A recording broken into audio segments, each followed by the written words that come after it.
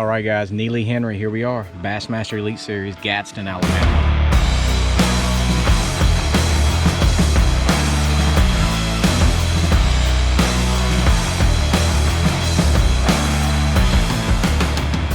Practice is over. We hope to go fishing tomorrow, but we'll see. A lot of flooding, changing conditions. That has been the montage of 3 days of practice. We've had lightning, thunder, rain, and more rain. Got about 6 inches of rain dumped on us yesterday. Top end of the lake is completely flooded. Bottom of the lake is 6 foot low. They're running the dams wide open, which is causing a whole host of problems, not just the fishing. Who knows what to expect tomorrow. My practice has been, I've had 2 decent days, but completely different days. Day 1 of practice, I had a decent bag, but, most of them are on drop shot. Fish are just not real easy to catch in this place. Yesterday, didn't get much fishing time. We had terrible weather, lightning, storms. I spent more time under docks than I did actually fishing. So, today, the rain finally let up. The front is just now starting to come in.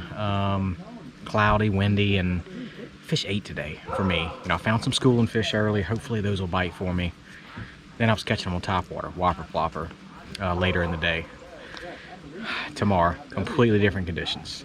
Front's gonna move in, gonna be cold in the morning, high pressure, high bright skies. We have not had those conditions, not even close. So, would not surprise me if tomorrow I have to try to figure them out again, catch them a different way.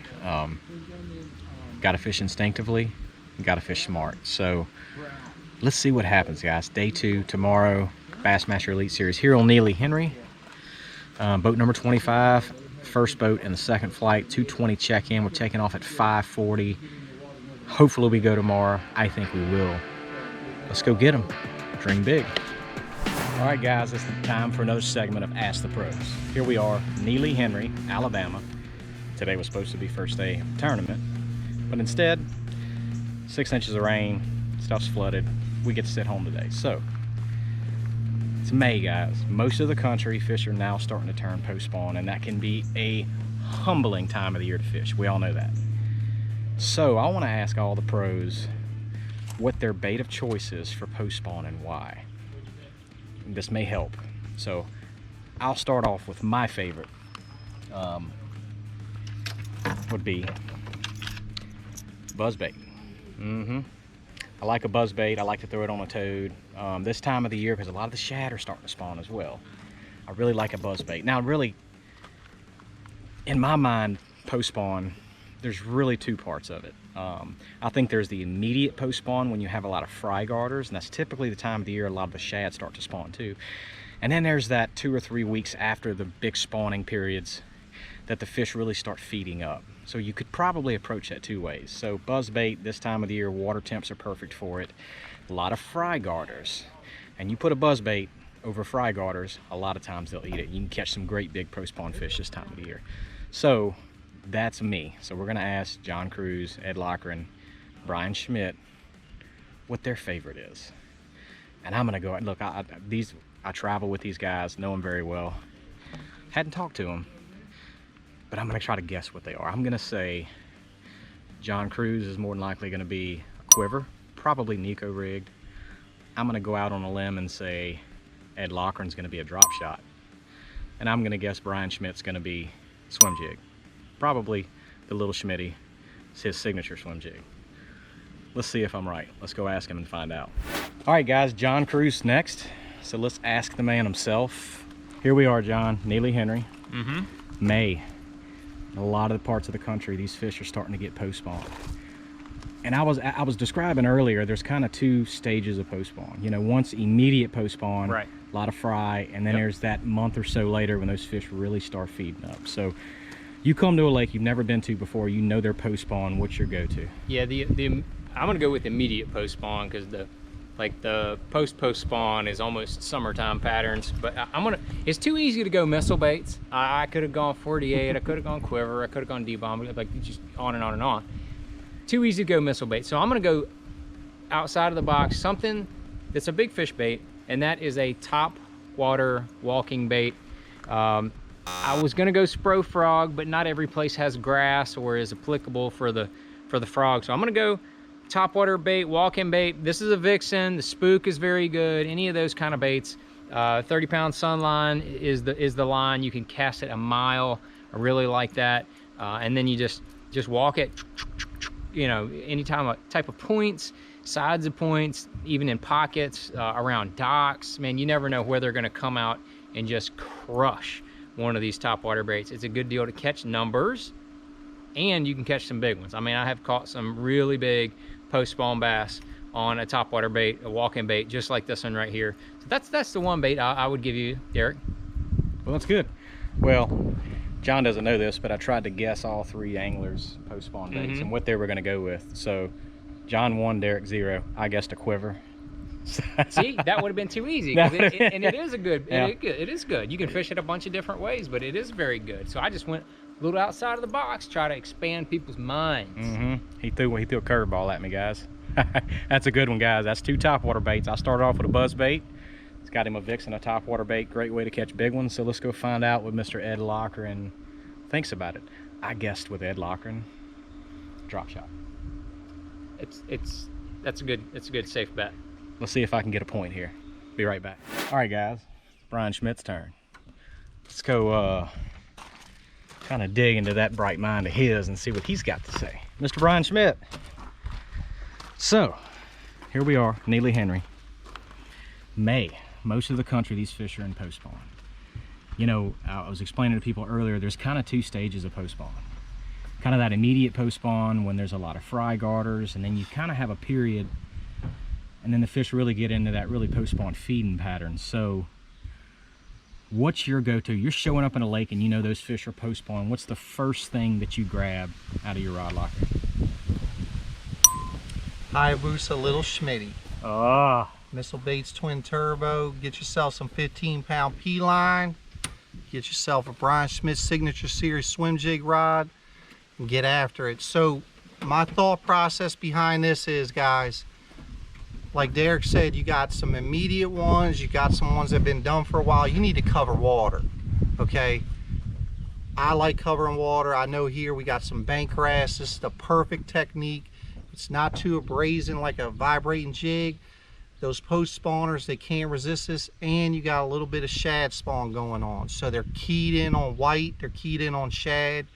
Perfect technique to just get on the bank and go. Find you a bunch of post spawn fish.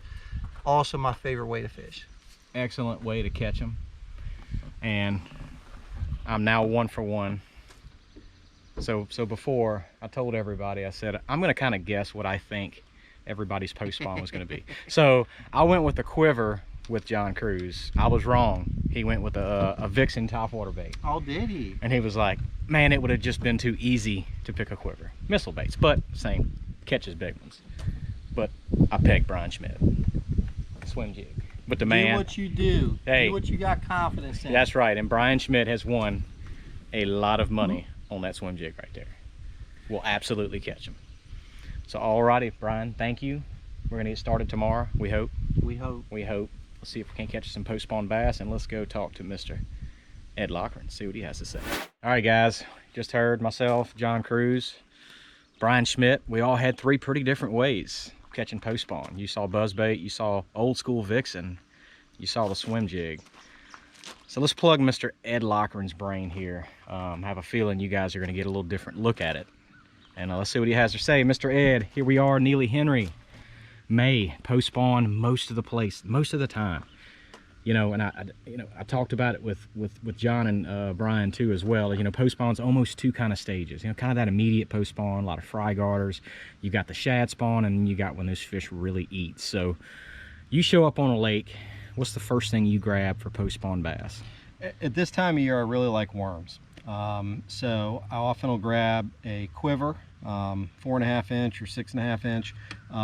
And there are a couple different ways to rig it. The Nico rig is probably one of the best ways, most versatile ways to rig this. If you're fishing shallow water, you can just put a very tiny nail weight in it. If you're fishing deep water, you can throw a, you know, for some more offshore type fish post spawn, you can throw a bigger nail weight in it. Either way, for me, it's time of year for worms. A lot of people will throw wacky rigged as well, but I also, if I'm not throwing that Nico rig, I'm throwing a drop shot. And that's just a very, again, a versatile rig. It's something that you can throw around cover, but post spawn fish, just for me, they've always eaten worms. I know you can catch them a lot of different ways, but that's a very reliable way on tough fisheries that you can always get a few bites. The other ways that people talk about, that can be good on easier fisheries when the fish are really aggressive. But if you pick up a worm, throw a wacky style Nico rig drop shot at this time of year, you're gonna catch some fish. You know, that's a really interesting and a different, unique look and perspective on it. And by the way, Ed, so before when I was doing it, I tried to guess what everybody was gonna pick. I'm gonna give myself a half a point for Ed Lochran because I said it's gonna be a drop shot of some sort. But he went Nico rig drop shot. So I'll give myself 2.5 points. John threw a curveball at me, nailed Ryan Schmidt. But guys, you just heard 4 really, really different ways of catching post-spawn fish. So the next time you're on a lake and you're struggling, instead of having that one bait that you just always go to, now you have 4, guys. You heard it from the pros. This is what they have the most confidence in. Lots of different ways to catch big post-spawn fish and can make some really humbling times on the water. Really quite enjoyable. So I hope you guys enjoyed it. Use some of these techniques here in the next few months when it comes to post-spawn and kind of turn those grumpy days into some really good days. All right, guys, dream big. See you guys next time. White 4, boat 75 to 98. Your second time is 3:45. Starting off boat 75. Chris Grove. Boat 76. Ed Carey.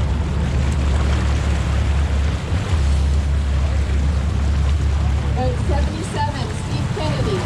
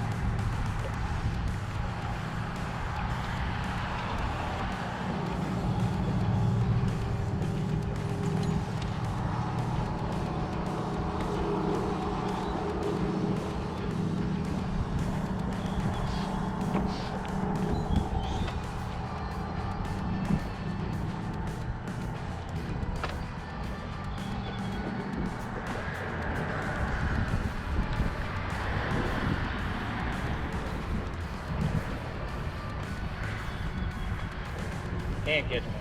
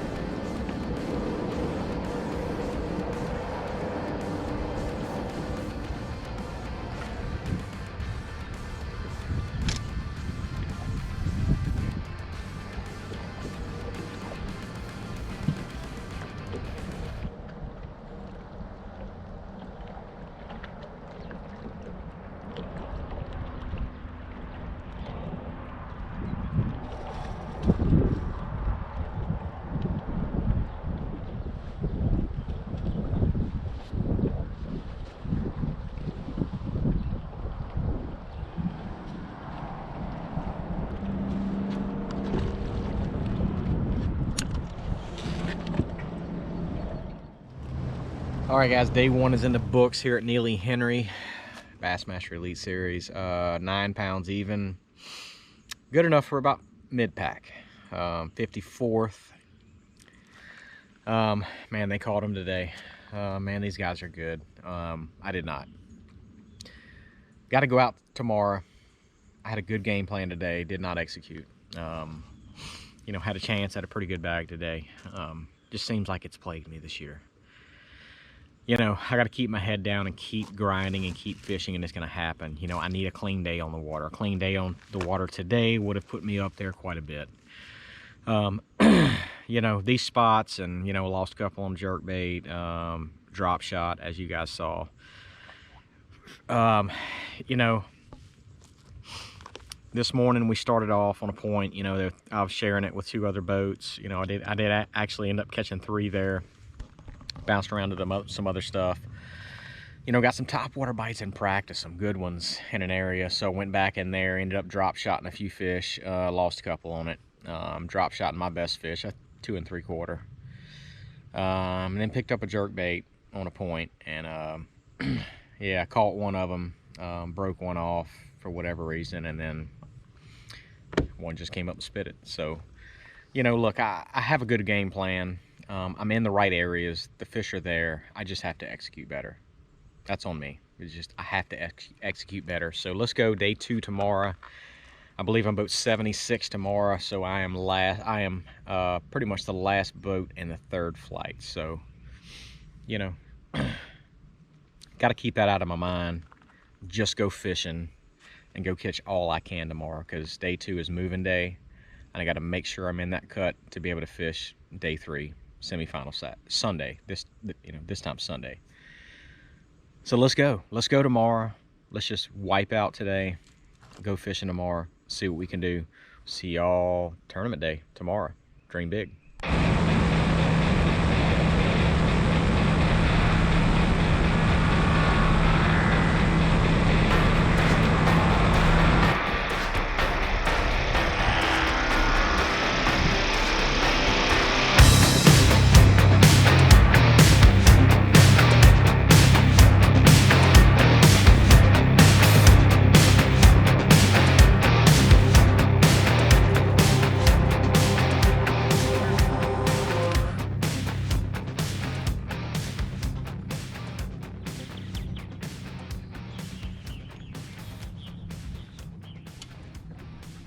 bug.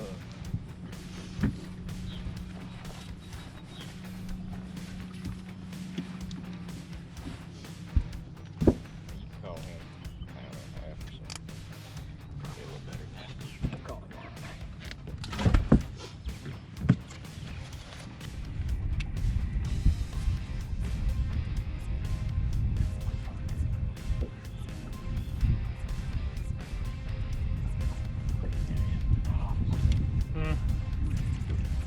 Rock stop.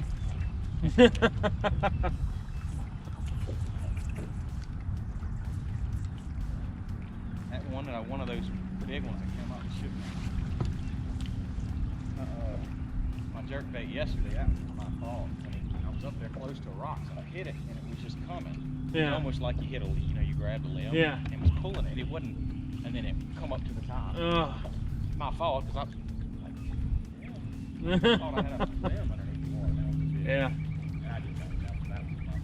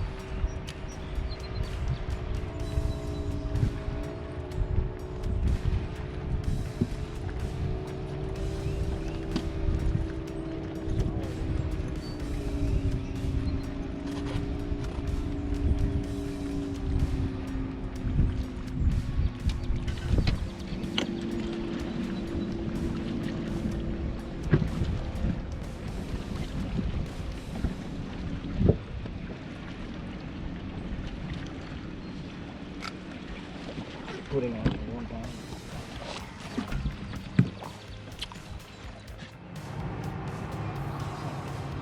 Absolutely.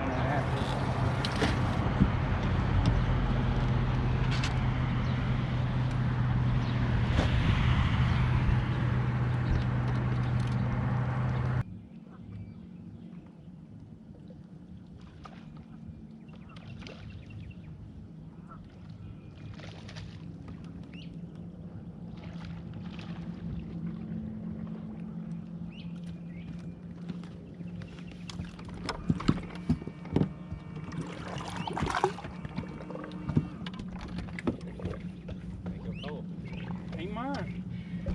Pretty sure he will. I got a 1 pounder. I get a 1 pounder for a £1.25.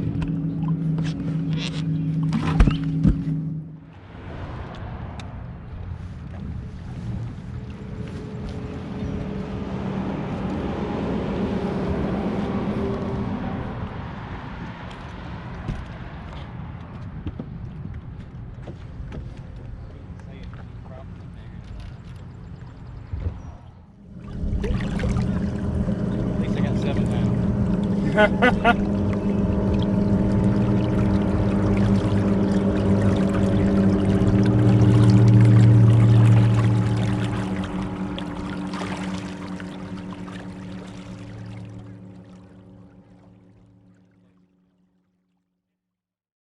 All right, guys, day 2 is done. Neely Henry is a wrap for me, unfortunately. I think I finished 59th. A little less than a pound outside of the cut. Weighed in 1810 today. Just didn't get any big bites. Didn't get a lot of bites today. Yesterday I had my chances. You know, just can't have that happen and compete and do well in these things. So it happens. It's fishing. Today I did fish clean, didn't lose anything. You know, just never got any big bites. 8, 10, it's close to what I had yesterday. So you know, throughout practice and the 2 days in this tournament, it was I mean, every day I caught them differently. Every day I got bit differently. From day 1 of practice to day 2 to day 3. You know, I was drop shotting some, and went on to you know, in practice, and got some really good bites on a whopper plopper on top water Wednesday. We had the conditions for it: windy, cloudy, pre-front, and then of course they never touched it during the tournament. So day 1 of the tournament was a jerk bait and a drop shot, docks, secondary points. A lot of my practice was on main lake points, but that all got really muddy and high. You know, and today I stayed, you know, I put in a lot of time in the area that I'd been in, expanded on it some, caught some fish, ran a lot of new water today, and I just could never get a big bite. So anyway, Neely Henry's done. It's behind me. Let's go. Guntersville is only a week away, so it's time to start getting ready for that.